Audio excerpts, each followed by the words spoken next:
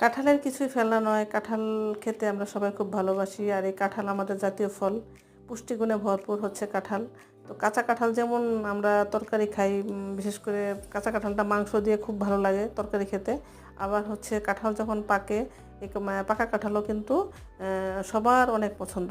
তো পাকা কাঁঠালের মধ্যে আবার দেখবেন যে নরম আছে, একটা হয় নরম আর একটা হয় শক্ত, চায়না কাঁঠাল বলে। তো আমার কাছে শক্ত কাঁঠালটা বেশি ভালো লাগে।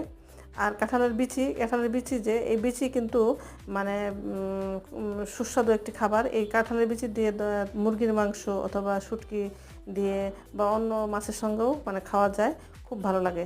আবার কাঁঠালের বিচির যে ভর্তা, এই ভর্তার কিন্তু একটা আলাদা মানে কদর আছে। এই ভর্তাটা পাটাই বেটে বানানো হয়। শুকনা মরিচ, পেঁয়াজ, তারপর হচ্ছে একটু রসুন, তারপর শেষে একটু সরিষার তেল দিয়ে মেখে নিলে জাস্ট মানে একটা অসাম একটা ভর্তা।